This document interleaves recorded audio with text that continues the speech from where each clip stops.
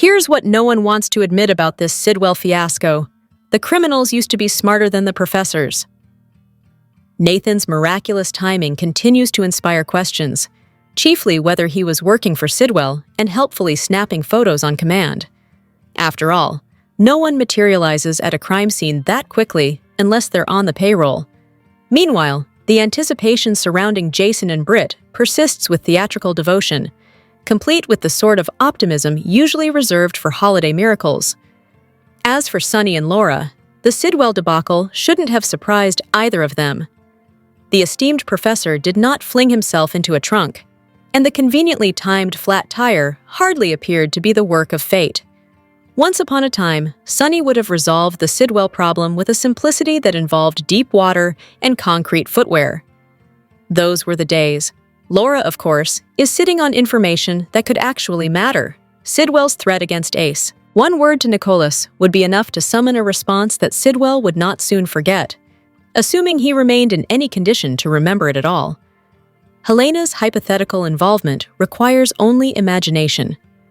A mysterious noise, a sliding bookcase, a flash of lightning illuminating her face, and Sidwell questioning every life choice that led him to that moment. Nevertheless, this storyline appears destined to end with Sidwell fertilizing a meadow. Kevin's needle remains a viable shortcut should the writers feel nostalgic for efficiency. And should Laura finally decide to confide in Sonny, Sidwell, Marco, and Ezra would disappear from everyone's worries with the expedience of overdue housekeeping. Brad's name naturally surfaced the moment the words, "I know just the person to do it," were uttered, especially since the job's spectacular failure carried his signature. Selena's involvement seems unlikely. Had she commissioned the task, Sidwell would no longer be breathing. Questions linger, such as when exactly Curtis ascended to millionaire status, but the episode at least delivered entertainment. Sonny's home has conveniently evolved into a sanctuary for every grandchild within driving distance, each confident in his steady presence. It's a characterization shift that softens him and, predictably, enhances his appeal. The levity provided by the canine chaos was undeniably effective. Whether it was the Great Dane's unceremonious exit, Sonny cradling a tiny dog as Dante walked in, or Rick casually wiping Mastiff drool on his trousers as though it were a daily ritual, the comedic timing redeemed entire stretches of plot. Even Gio, valiantly battling what appeared to be an allergy to his four-legged co-stars, contributed to the charm. Actor reactions only amplified the scene's energy, and the demand for bloopers grows increasingly reasonable. 15 seconds each Friday would hardly destabilize the production schedule and would, fittingly, reward the fan base that has maintained its loyalty for more than half a century. Outback and the rest of the puppies may now be unofficial contenders for the opening credits, one large family tableau naturally, with Outback receiving the solo shot befitting the show's newest breakout star. Here's the real problem with this storyline. The show is bending over backward to break Laura so everyone else can feel relevant. Nathan's freshly revealed role in the blackmail scheme against Laura arrives with all the subtlety of a flying brick. Apparently, the once straightforward character has now taken a proud leap into corruption. Charming!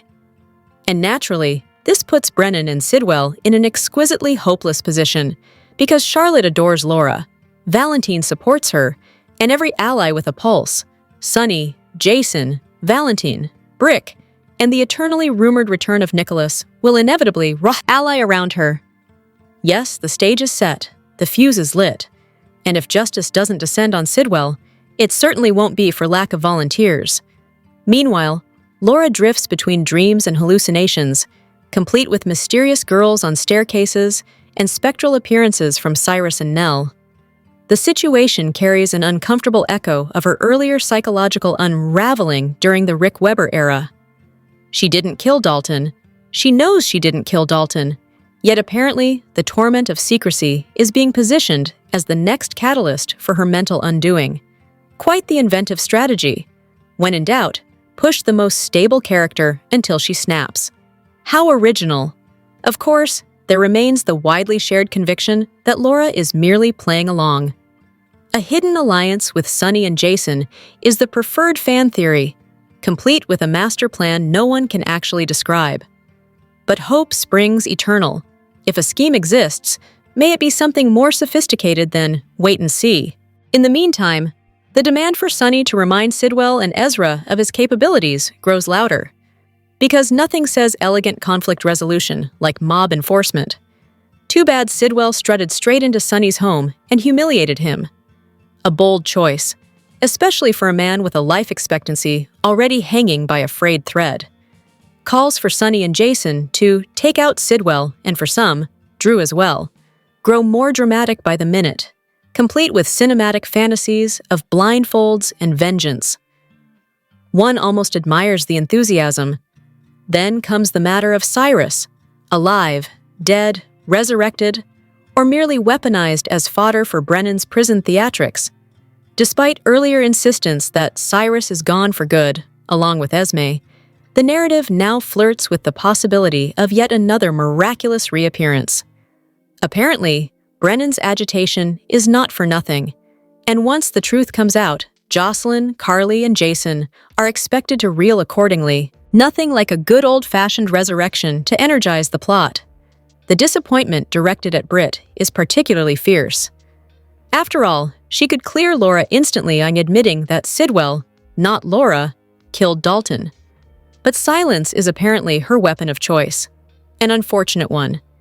As for side commentary, questions about Carly's hair have been logged, though the matter remains unsolved. Emma, meanwhile, continues to earn unwarranted criticism that disregards her compassion, passion, and entirely logical evolution into the daughter of Robin and the granddaughter of Robert and Anna. Some viewers seem determined to reject character growth on principle. And finally, Sidwell inspires such universal disgust that even his name reportedly induces nausea. Perhaps that's the clearest sign of all. Audiences have officially reached their saturation point. His exit cannot come soon enough. The only thing that would have tied the entire spectacle together? Cyrus appearing to Jocelyn in a nightmare rather than in the waking world chaos. But subtlety is rarely the chosen path here. Here's what they don't tell you about General Hospital's latest villain. The only superpower he has is the writer's desperation. General Hospital has certainly tested viewers' patience over the years, but the latest episode appears determined to break it entirely. The writing team seems committed to proving that narrative logic is optional, character consistency is negotiable, and the audience will tolerate anything short of the cast being literally dropped from trees. Although given recent developments, that may be next on the list. Take Sidwell, for example. His sudden ability to acquire incriminating photographs of Laura and Sonny apparently requires omniscience, acrobatics, and a surveillance system borrowed from a science fiction franchise. Viewers are asked to accept that he not only arranged for a body to appear in Laura's trunk, but also predicted with supernatural precision the exact location where a sabotaged tire would force her to pull over. One might assume a mayor, especially one with a long history of dodging danger, would have some form of security, a driver, or at least a functioning lock on her front door. Instead, the show presents her home as a community center with an open-door policy for criminals. Even more puzzling is the portrayal of Laura herself. This is a character who once battled Cassadines, faced down adversaries with Luke, and endured decades of melodramatic villainy without flinching. Now she collapses into tears and trembling the moment Sidwell raises his voice, as though her entire history has been wiped in favor of a storyline demanding fragility. Defenders insist her reaction is simply the realism of age and responsibility, a notion promptly disproven by the existence of Selena Wu, a woman of equal maturity who would have told Sidwell precisely where he could file his blackmail attempts before arranging his swift removal from the planet. The contrast is not flattering. Laura is written as though power evaporates the moment a woman holds public office. Of course, not everyone agrees. Some insist Laura is justified in her fear. After all, Sidwell is dangerous. Her city relies on her. Her grandsons have been targeted, and she now shoulders more responsibility than in her outlaw-adjacent youth. Reasonable points, but even reasonable points cannot disguise writing that forces a once formidable character into unnecessary helplessness. Then there are those who consider Sidwell a good villain, equal parts frightening and amusing. A charming assessment if one overlooks the fact that his schemes depend on physics-defying photography and the magical ability to outmaneuver Sonny, Jason, and common sense simultaneously. Meanwhile, other threads are dangled. An entertaining shuffle over who shot Drew, nostalgic expectations of a Cassadine-level rescue, perhaps even a miraculous reappearance from Nicholas or Spencer. The show occasionally remembers how to create suspense, only to bury it under leaps in logic large enough to qualify as stunts. And just when the audience believes matters cannot become more surreal, Esme waltzes back into frame. Naturally, if the intention is chaos, General Hospital is succeeding brilliantly. If the intention is coherent storytelling, someone may want to check whether the writing team pulled a Sidwell and vanished into the trees. General Hospital keeps resurrecting the dead, but the real casualty is character integrity. Sidwell's decision to stroll into Sonny's home and deliver orders with the confidence of a man who has never heard of consequences marks a new level of bold foolishness. It is the sort of move that, in the world of organized crime, usually comes with complimentary pallbearers. Yet here he is, antagonizing mob bosses as if provocation were a survival strategy. Meanwhile, Sonny and Jason, long framed as the unflappable sentinels of Port Charles, appear strangely off their game. Allowing Sidwell to antagonize them so freely makes it look as though the city's most feared enforcers have traded instinct for indecision. If the goal is to rebrand Sonny as the resident clueless clown of the underworld, the writers are succeeding with gusto. Then there is Laura. Once written as a woman who matured from wide-eyed ingenue into an iron-willed powerhouse, she now spends her time weeping, flinching, and apparently auditioning for a spot in Shadybrook. The barrage of ghostly visions, emotional unraveling, and timid leadership has turned a former lioness into a trembling shell. Watching a decades-old character, one who was once the emotional spine of the show, reduced to fearful whimpers is less dramatic than it is dispiriting. Even her reaction to discovering a body, which could have been a moment of political steel, felt more like an advertisement for municipal fragility. General Hospital's ongoing fascination with resurrecting the dead, altering personalities, and reshuffling long-established character logic continues to stretch credibility. Valentine escapes yet again. Sidwell threatens mob royalty without so much as a flinch, and Laura is haunted. Literally. Apparently, the next knock at her door could be anything from a ghost to a delivery driver, and the audience is meant to brace for impact either way. The show flirts with intriguing narrative possibilities, hinting, for instance, at potential storylines between Sonny and Laura, or speculating about Jacinda's possible lineage, yet undermines its own momentum by warping character consistency. Established personalities are rewritten overnight, as though years of development were inconvenient footnotes. Side plots suffer the same fate. Molly hesitates at the exact moment decisiveness is required. Newly appearing characters descend staircases without introduction. Dogs wander through scenes like extras who missed their cues. The chaos is, in its own way, impressive. But the central issue persists. The writing treats long-evolved characters as disposable templates, stripping away history in favor of shock value. Laura is portrayed as an incompetent leader despite a lifetime of surviving crises. Sonny misses details he once would have caught blindfolded. The transformation is not evolution, it is erosion. If the goal is to bewilder the audience, mission accomplished. The Friday episodes alone could qualify as neurological endurance tests. But if the aim is coherent storytelling grounded in the rich legacy of these characters, the writers may want to reconsider how many personality transplants, ghost encounters, and implausible threats they believe viewers will accept. At some point, even Port Charles deserves a reality check. Here's what no one wants to admit about this storyline. The writers are treating logic like an optional accessory. The current storyline appears determined to prove that chaos is a narrative strategy. One moment, viewers are meant to accept that Britt and Jason are finished. The next, the plot practically waves a banner insisting their severed connection is far from dead. Meanwhile, the mystery of who actually shot Drew Kane has begun to resemble a talent show audition. Will the real culprit kindly step forward? Then comes the photographic evidence. Photos taken from an elevated angle that practically beg for the introduction of a drone operator with a grudge. The list of suspects is laughably short. Only Nathan could have taken those pictures, unless, of course, he or Kevin decides to pull off a convenient Mission Impossible mask and reveal Faison underneath. Given the suspiciously timed appearance of Nathan at Laura's car, the scenario grows even more theatrical. Ezra, for his part, lacks the intellectual wattage to follow Laura undetected or capture drone footage. Even the plot seems aware of that limitation.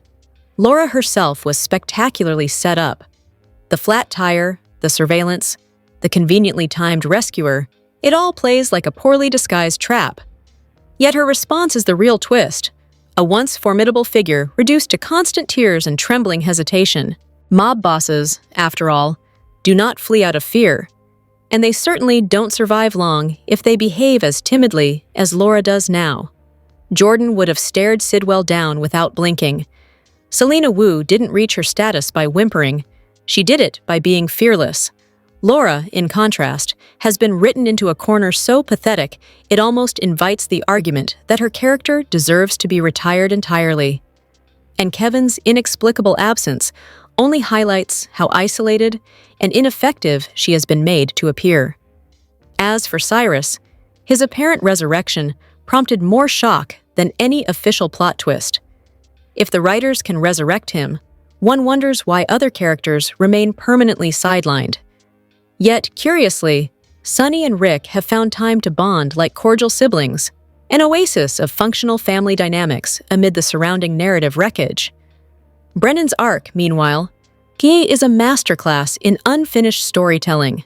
Introduced through pikeman connections with Valentine, fully aware of the swapped drugs intended to eliminate Sonny, and orchestrator of the entire scenario that led Joss to discovering Cyrus, he seemed poised for long-term villainy.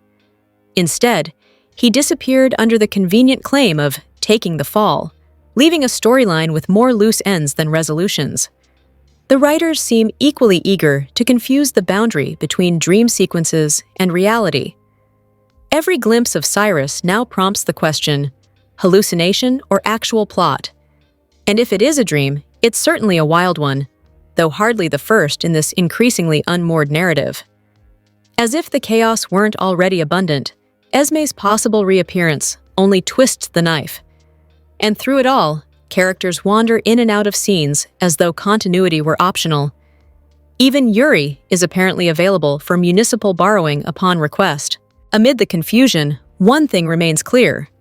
Sidwell is being positioned as the show's premier slab of villainy, blackmailing Laura, framing her for murder, threatening Ace, and killing Dalton. His resume is impressively repulsive.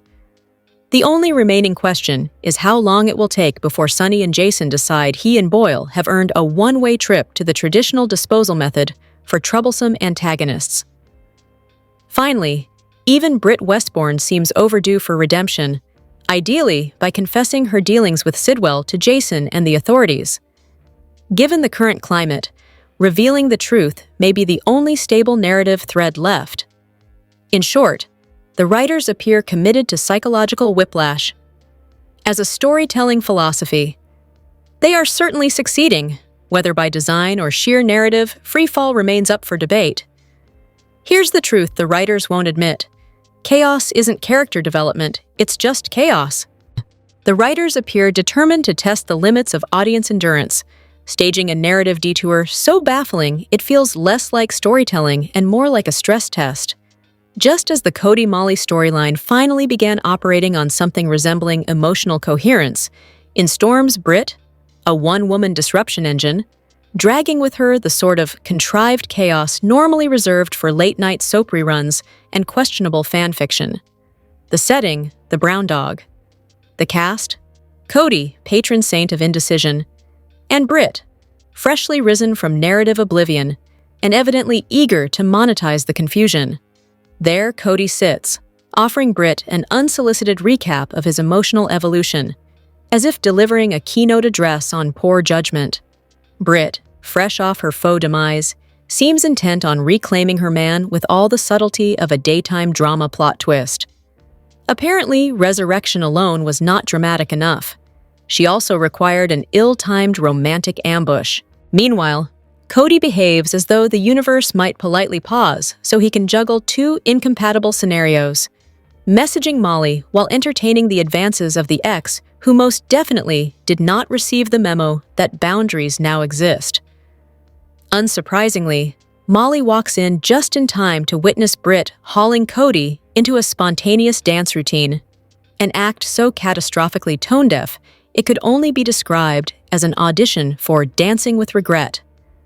Cody's expression, suggesting he'd prefer underwater tax preparation to participation, does not prevent him from going along with it. Naturally, he does not step back, decline, or send Molly so much as a warning flare. Then comes the kiss.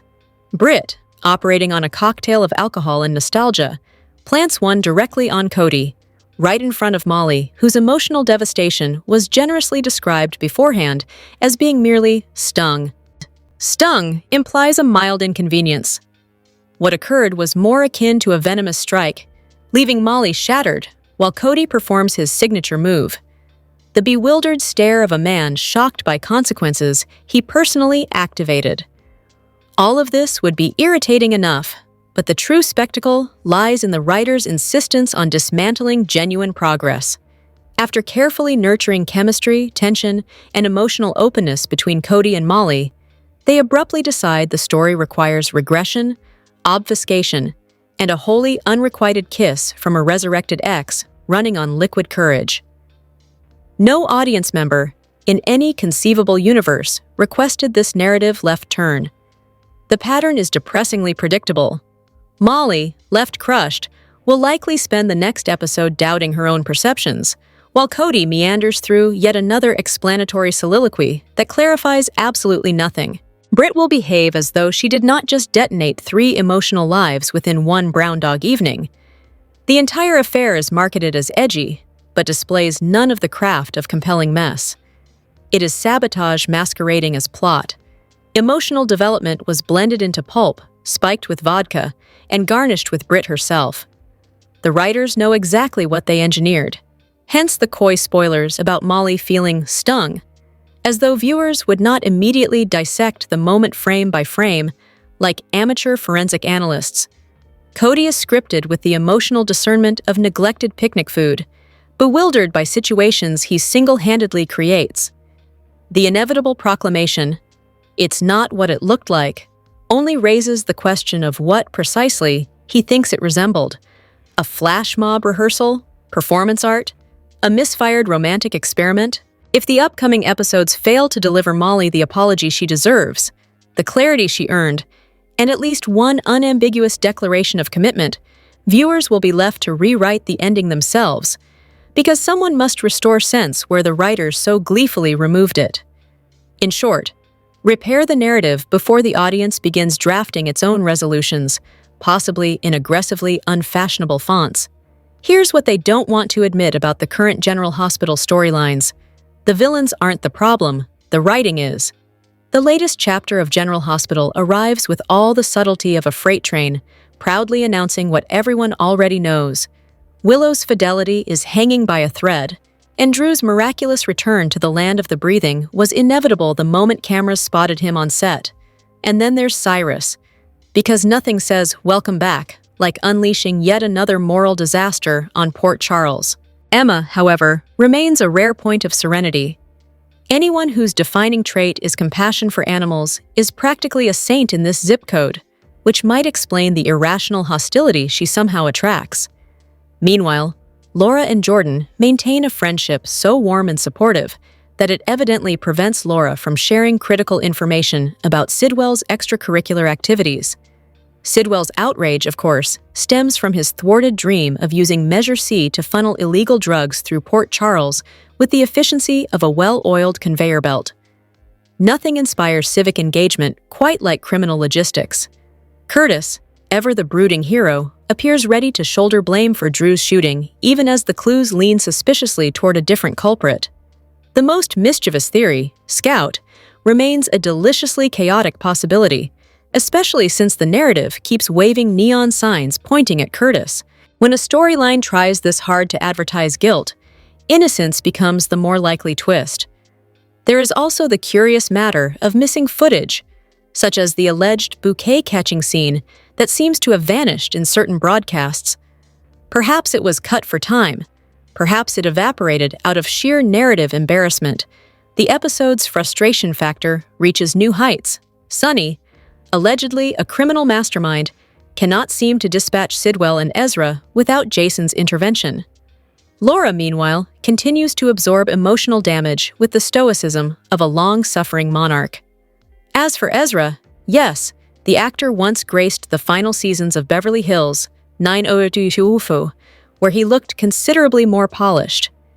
2 decades have not been gentle, and the contrast is difficult to ignore.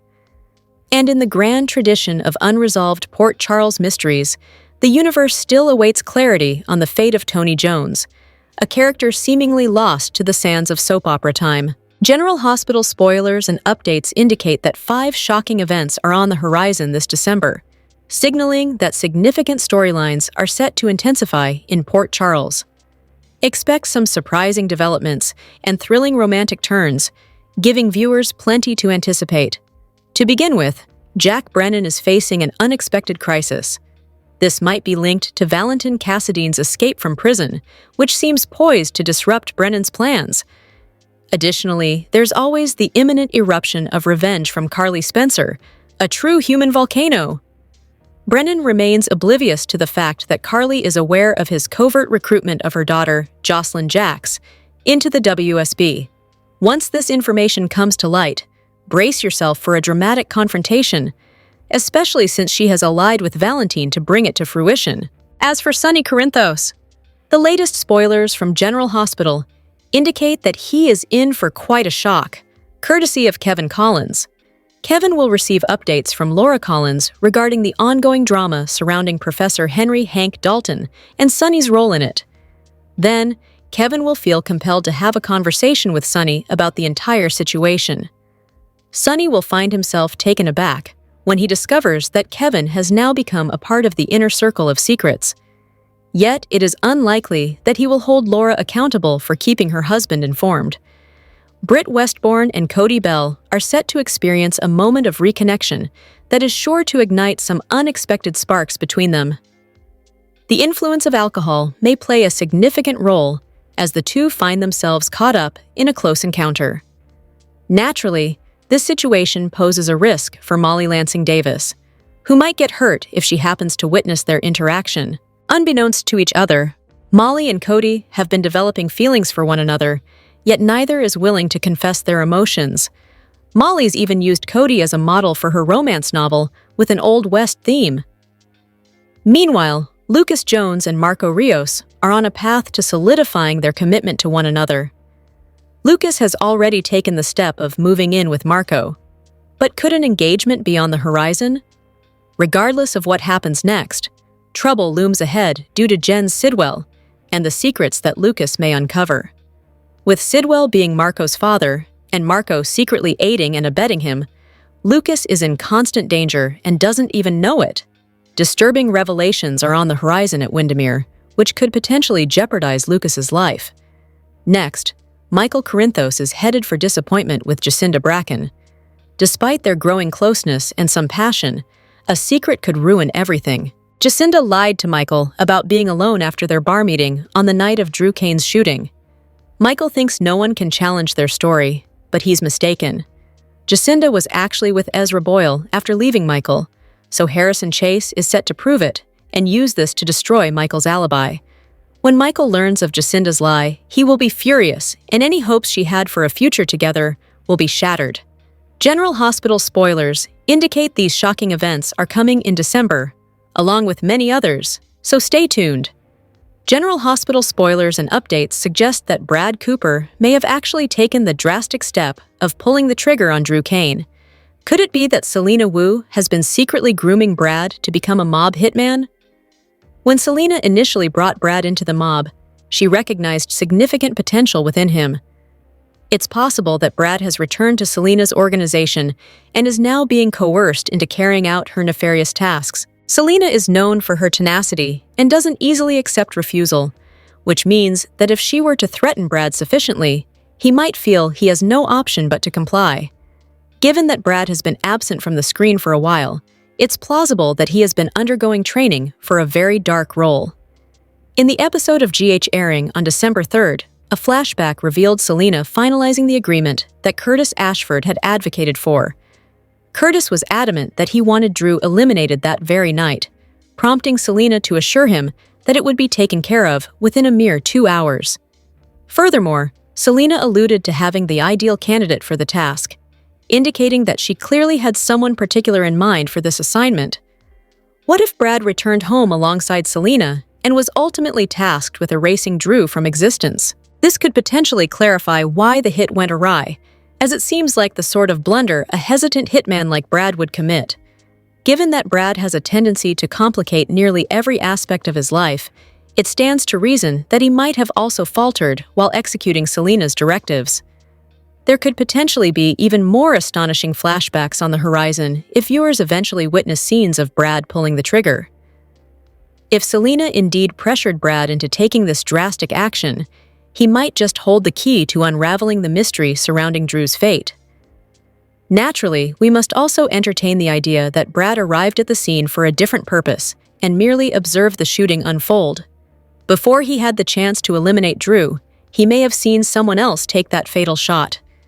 It's entirely possible that Brad fled the crime scene without waiting to confirm whether this other shooter had completed the job on Drew. Viewers witnessed Curtis confessing to Jordan Ashford that he had initially hired Selena to carry out the assassination of Drew, only to later have a change of heart and cancel the wire transfer. However, one must wonder why there are flashbacks depicting him hiring her, yet none showing him retracting that decision and halting the payment. We should probably approach Curtis' claim to Jordan about canceling the hit with a healthy dose of skepticism, perhaps the size of a horse pill. Regardless of the situation, the fall preview information has hinted at Brad's impending return, so we will keep you posted on any jaw-dropping developments that may accompany his comeback. General Hospital spoilers reveal Nina Reeves came to Drew Kane's wedding to her daughter, Willow Tate, with a peace offering in mind. She wasn't there to fight, but she needed to give Willow one last avenue out of this wedding before she went through with it, and she's glad she did. Willow took that opportunity to open up to her mother, despite resenting her for her secret affair with Drew. She told her the truth about her agenda and why she's marrying Drew, so she can get her kids back from Michael Corinthos. Alas, all is almost fine and well with this mother-daughter duo now, but how are they going to explain that to Drew? It's possible that Willow knows her mother better than her mother knows her. She saw right away that all that Nina needed to simmer down with her attempts to drag Willow away from Drew was to understand why she was tethering herself to him. Now, Nina feels like she is a part of the plan instead of sitting on the sidelines worrying about her child and grandchildren.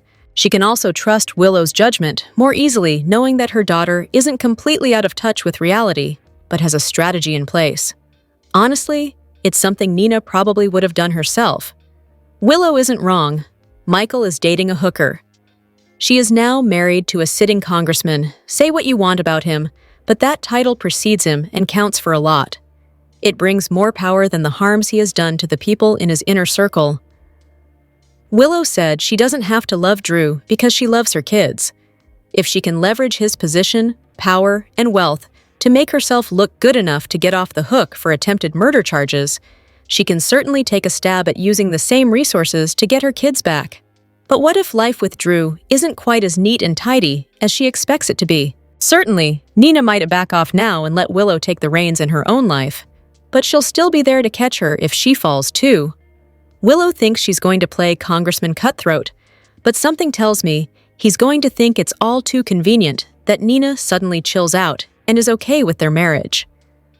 If Nina and Willow's relationship turns on a dime, and Nina starts playing nice to Drew, just waiting for Willow to wrap up this scheme, Drew may grow wise to their antics. General Hospital spoilers reveal a preview clip has been released for Friday, December 5th, 2025. It shows Jason Morgan swooping in to save Britt Westbourne. Sonny Corinthos is backed into a corner. Plus, Jack Brennan warns Jocelyn Jacks. Keep reading, and let's talk about what is coming up in the ABC soap opera. Let's start off with Britt, who has once again gotten drunk. Alcohol always makes her behave badly, and this time was no exception. Cody Bell pushed Britt away when she tried to kiss him. However, Cody doesn't know that Molly Lansing Davis saw and ran out of there. Jason stopped Britt from ordering more drinks. However, she likely pushes him away, just like she always does. When she suddenly collapses in her room, Jason bursts through the door to save the day. Over with Sonny, he will have a meeting with Jen Sidwell. The mob boss will be surprised to learn that Sidwell really did think of everything when it comes to Professor Henry Hank Dalton's death. The villain announces that he has more than enough evidence to put Laura Collins and Sonny in prison for a very long time. At Laura's place, she will tell Kevin all about being ambushed by Sidwell and Ezra Boyle. Kevin wants his wife to go to the police, which takes the power away from Sidwell and Ezra. However, she explains that if she does, it will implicate Sonny. General Hospital spoilers reveal that the preview clip also shows Carly Spencer trying to smooth things over with Lucas Jones. However, the surgeon presents the blonde with an ultimatum. She has to accept that he is in a relationship with Marco Rios. Or else. The preview clip for tomorrow's episode also shows Kai Taylor continuing to be there for Trina Robinson. Her family is imploding, and she fears that Curtis Ashford, or Portia Robinson, could have really shot Drew Kane. There is also Jocelyn, who demands answers from Brenna. However, the man tells the blonde that she is getting close to crossing the line. Also, it seems that Carly is dealing with a break-in. Which storyline are you looking forward to seeing the most on Friday, December 5th, 2025? Share your thoughts in the comment section below. Remember to keep watching the soap on ABC to find out what happens next. General Hospital recaps for Thursday, December 4th reveal Dante Falconeri gave a dog-napping sermon, while elsewhere, Curtis Ashford gave a guilty confession. Plus, Jason Morgan counseled a sad Damian Spinelli after his return from visiting Maxie Jones. Gio Palmieri and Emma arrived at Sonny Corinthos' house with several dogs they saved from Professor Henry Dalton's off-campus lab. They asked if they could keep the dogs there until the shelters opened the next morning. Putting on his lawyer hat, Rick Lansing stated that a more urgent matter was Rocco facing felony charges, and Gio and Emma had now made him an accomplice in theft. Emma argued that they had freed the animals, but Rick replied that it was theft, breaking and entering, and conspiracy. He added that animal testing is usually not illegal, so they were in the wrong, not Dalton. General Hospital recaps for December 4th. Note that things escalated when Dante entered the house and accused Gio of involving Rocco Falconeri in another crime. Rocco defended his brother, but Dante insisted, calling Gio selfish for endangering everyone present. Sonny intervened, warning Dante to back off and telling him to be a father, not a cop. Still, Dante maintained that as acting police commissioner, he couldn't ignore what was happening. Rick then brought up the Good Samaritan law, and Emma and Gio claimed they heard the dogs crying as they passed a building, prompting them to rush in and save the animals. Later, while alone with his father, Dante expressed his frustration that Gio hadn't learned from his previous mistakes. Sonny pointed out that there was no crime under the Good Samaritan law, and the dogs needed assistance after Dalton left town. However, Dante was still concerned that the professor might return at any moment and argued that Gio's influence was damaging the family. Dante also updated Sonny about the argument he had with Rocco, after insisting that the teen avoid Gio. Sonny reminded Dante that he had two sons who both required their father and used their own relationship as an example of how Dante would eventually resolve things with his children. Gio, Emma, Rocco, and Rick came back to the living room, and Gio asked if any reports had been made about the missing dogs. Dante answered that he hadn't seen anything but could still charge Gio and Emma. Defending his brother, Rocco offered to go home if Dante dropped the issue, and Dante silently agreed by picking up his jacket and heading to the door. As Rocco said farewell to everyone before leaving, Dante exchanged a meaningful glance with Gio before stepping out. "Rocco did that for you," Sonny told Gio, then shifted his focus to Rick. "That's what good brothers do." General Hospital recaps for Thursday state that Kai Taylor brought a distressed Trina Robinson back to her apartment, where she expressed her gratitude for his support during her family's issues. Kai thought it was a positive sign that the police had released Curtis, but Trina was concerned that the police must have had a valid reason to detain her father on Thanksgiving. She lamented feeling powerless as her family fell apart, prompting Kai to propose that they investigate who really shot Drew Kane. He also mentioned it was preposterous to think that Portia may have shot him when she was the one who stepped in to operate to save his life.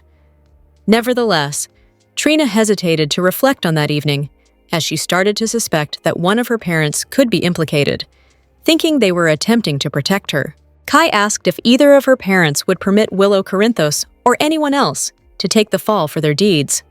Trina, assured that neither Portia Robinson nor Curtis would act in such a manner, expressed her gratitude to Kai. She thanked him for uplifting her spirits and concurred with his plan to clear her parents' names by identifying the real shooter. At the Savoy, Curtis disclosed to Jordan Ashford that he had deceived Nathan Reeves. He had actually spent that lost hour with Selena Wu, hiring her to eliminate Drew. After Jordan had stood up for him at the PCPD, Curtis expressed that he didn't want to betray her trust by lying. With that said, Jordan was infuriated that he had now implicated her as an accomplice. While she acknowledged that he had a motive for shooting Drew, Jordan insisted that she didn't believe Curtis would kill Drew in cold blood or pay Selena to do it on his behalf.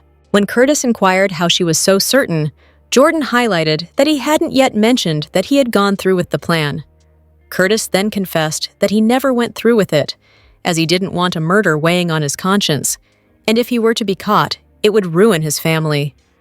With another child on the way, he was determined not to let Drew Kane, Selena Wu, or anyone else take that away from him. There was still a period of time unaccounted for before Curtis met Jordan at the Brown Dog Bar, so he clarified that he had gone back to Aurora to cancel the wire transfer to Selena. He explained he had to, since it had to be processed on the same network. After Curtis revealed that she was the only one he had confided in, Jordan kissed him and affirmed that she believed him, offering her unwavering support. During a late-night pie session with Christina Corinthos Davis and Molly Lansing Davis, Alexis Davis shared a recap of Drew and Willow's wedding with her daughters. They talked about her urgent need to win Willow's case to prevent Drew from keeping Scout away from them for good. Alexis pointed out that amidst the chaos, there was a silver lining. Scout, Quartermain, and Willow genuinely seemed to like each other. Later on, when Molly realized her phone was missing, Christina found it on the desk and playfully teased her sister about a message from Cody, who wanted to meet Molly at the Brown Dog. After receiving a makeover from her sister, Molly made her way to the bar. Spinelli was at the Brown Dog Bar, waiting for Jason, when Britt Westbourne entered. Seated in a booth, Spinelli filled Jason in on the family's Thanksgiving visit with a still unconscious Maxie, expressing how heartbroken he felt seeing her in such a critical state. While Georgie Jones and James West held on to the hope that their mother would eventually awaken, Spinelli revealed that he couldn't shake the fear that Maxie might never regain consciousness, or even worse, continue to decline, leading to her death. Jason encouraged his friend to concentrate on the possibility of Maxie waking up, but Spinelli admitted he felt stuck in a state of uncertainty. At the bar, Cody chatted with Britt while Jason glared at their playful exchange. When Britt asked for self-improvement tips, Cody joked that nothing beat her fresh start after returning from the dead. Britt remembered her role in Sidwell'S murder of Dalton. Then, when Cody mentioned being stood up, Britt suggested they lift each other's spirits. He shared how heartbroken he felt after almost dating his cousin, Sasha Corbin. As Cody caught Britt when she stumbled drunkenly, Jason fumed from afar. Meanwhile, Britt and Cody browsed songs at the jukebox, and he reminisced about dancing with Molly. Britt insisted they dance, and he hesitantly agreed just as Molly entered the bar, looking great. When Britt leaned in to kiss Cody, a hurt Molly saw them and stormed out before witnessing him push Britt away. Jason observed everything as Britt claimed Cody was still into her. Cody replied he could be a friend, but there was someone else now, even if she hadn't arrived yet, and excused himself. Britt ordered another drink at the bar, but Jason interrupted to tell the bartender to give her water. When Britt snapped that she didn't need his input on her drink, Jason said he was there because she was trying to provoke him. Then she dared him to kiss her. Back at Casa Davis, Alexis shared with Christina how delighted she was that the girls had mended their relationship after the tough year the family endured. It was stressful with the loss of Sam McCall and baby Irene. As they reminisced about how much they missed Sam, Alexis expressed that her oldest daughter would have been proud of the love and support Christina had shown to her sister and mother. Later on, while Christina and Alexis were watching TV, an upset Molly stormed in through the front door, while a dejected Cody was staring at his unread text to Molly. When Christina inquired if she had seen Cody at the bar, Molly snapped back, "Oh, he was there," and hurried upstairs. When Jen Sidwell arrived at her apartment, Laura Collins attempted to slam the door on him, but when he threatened to contact the police, she hesitantly allowed him inside. Then, presenting a photo of the mayor with a dead Dalton in the trunk of her car, Sidwell questioned Mayor Collins about what her constituents would think of her killing the professor after their public dispute. Laura claimed the photo was a fake created by AI, but Sidwell reminded her that they both knew it was genuine and that law enforcement could verify it too. Asking if she was finished with her bluffing, Sidwell wanted to proceed with the matter at hand, but Laura countered by asking where he had hidden the murder weapon.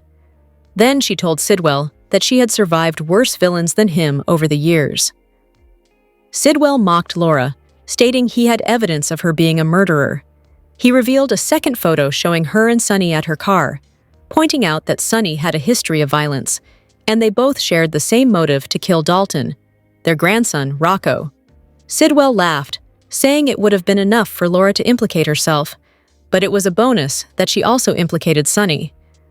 As the General Hospital that December 4th episode continued, Sidwell told Laura that if she cooperated, no one would know her role in Dalton's murder, hinting that more evidence could emerge. Realizing she was in a tough spot, Laura asked for Sidwell's terms. He wanted her to continue as mayor, but also work for him. If she followed his rules, he wouldn't report her to the police. But if she didn't comply, he suggested something bad could happen to her. Then, there was a knock at the door, and Laura told Sidwell to ignore it. Sidwell insisted it was rude and opened the door for Ezra Boyle. When Laura learned Ezra would be the go-between for Sidwell, she said it would look suspicious for her to work with Boyle. Sidwell suggested she could explain it, since politics often leads to unusual partnerships, and asked if they had a deal. Laura refused to answer and demanded that Sidwell and Ezra leave her condo. Sidwell showed the photo again, saying Laura had much to think about. Then, Ace Cassadine began crying on the baby monitor. Sidwell picked it up and reminded Laura of her words about not being for sale, to which he responded that everyone has a price, and that was hers. General Hospital spoilers and updates tease Lucas Jones issues an ultimatum, while Sonny Corinthos is backed into a corner. Also, Jason Morgan arrives at Britt Westbourne's room to see her take a fall. At General Hospital, Carly Spencer will seek out her brother Lucas to try and make amends during the December 5th episode. In the preview, he responds by telling her that she needs to accept that Marco Rios is in his life. Carly is more worried about Marco's father ending Lucas's life than she is about Marco himself at the moment, although she certainly wasn't keen on Lucas moving into Windermere. Lucas cut his sister off when she wouldn't accept his boyfriend, and how serious they are. He even brought up the pot, calling the kettle black in previous conversations, referring to her marriage to Sonny. After Jen Sidwell and Ezra Boyle left her condo, Kevin Collins came home from assisting his patient at the hospital. It sounds like she's told Kevin about Sidwell's blackmail, and he's telling her to turn herself in to the police. She freaks out that she can't turn herself in without implicating Sonny. After all, Sidwell had photos of her finding the body, which she claimed were AI-generated, and Sidwell would turn her in. Of course, common sense would tell you that if the photos were real, Sidwell had something to do with the killing, or he wouldn't have the photos. However, even if she did turn herself in, they can't investigate. There's no evidence. No body, no crime. Elsewhere, General Hospital spoilers for tomorrow's show note that Jocelyn Jacks is called to the WSB office, and Jack Brennan gives her a stern talking to. He is not happy at all, as he tells her There is a line that she was dangerously close to crossing. It sounds like she is there for answers as to why Vaughn has disappeared. She may not be able to reach him, or he reach her. Knowing Jocelyn and knowing Brennan, he probably told her Vaughn is on a secret mission and cannot be reached, and she confronted him with the fact that she doesn't believe him. It's also possible that he tells her the truth about what he did with Vaughn, and it was because of their disobedience that he was punished. In other news, Sonny's backed into a corner by Sidwell, who tells him he has more than enough evidence to put both him and Laura away. If Sidwell shows him the photos he has, Sonny may well react as Laura did and tell him it has to be AI. On the other hand, the clothing they are wearing in the photos may prove that they're not AI-generated, which would bring their questions. Who took them? Sonny's not about to turn himself in, but if he did, then he'd implicate Laura and Jason, who disposed of the body. Sonny can't even say no body, no crime, because that would implicate him in disposing of the body. Britt was very, very wasted when she was at the Brown Dog Bar, and after he finished talking with Damian Spinelli and Cody Bell left, Jason intervened. Jason was not going to let Britt drive home like that, but it sounds like after she dared him to kiss her, she may have anyway. But for whatever reason, Jason seems to have stayed nearby, and as he hears a noise, he rushes into the room to see she's passed out on the floor. Might she have been drinking because of the leverage Sidwell has on her? Or is there another reason? Britt will lean on Jason, perhaps in more ways than one, since not only is she emotionally messed up, but she may not be able to walk on her own. General Hospital spoilers and updates reveal fans are wondering if John Lindstrom returning to the ABC soap means that he's leaving Beyond the Gates. This is the first that Kevin has been seen in a year, after he went to BTG to play Joey Armstrong. Read on to see what Lindstrom had to say. Here's what soap fans should know about John Lindstrom's trip to Port Charles December has just begun. But the final month of 2025 has ushered in John Lindstrom's return to General Hospital. Fans of the ABC soap have not seen the actor in Port Charles for a year. That has changed with Kevin Collins' character, re-entering the scene in the episode airing on Tuesday, December 2nd. What does this mean for Lindstrom's role as Joey Armstrong on Beyond the Gates? Here's what we've learned. BTG fans can breathe a sigh of relief. While Lindstrom's return to Port Charles may thrill GH viewers, it doesn't imply he's leaving the CBS daytime drama. In a conversation with TV Insider, the actor revealed that when he informed GH EP Frank Valentini about his casting in BTG, he was given the chance to keep the door open. That way, Kevin can make guest appearances. John said, "When I reached out to Frank to let him know I would be joining Beyond the Gates on Election Day 2024, he asked me, 'Can you manage both?' I replied, 'Well, technically, yes, since I'm not under contract. The only complication is that they're 2,000 miles apart.' Although Port Charles is based in New York, the actual filming takes place in Los Angeles. This wouldn't pose an issue if BTG weren't shot in Atlanta, complicating the logistics of managing both roles." Lindstrom noted that his appearances as Kevin had dwindled to about once or twice a month before he took on the role of Joey, meaning there wasn't an ongoing storyline that required development. However, this didn't imply he was free to participate in an episode occasionally, considering his commitments to BTG. This situation clarifies why it has been a year since GH fans last saw Lindstrom. Nonetheless, when the GH team managed to devise a solution, he accepted their proposal.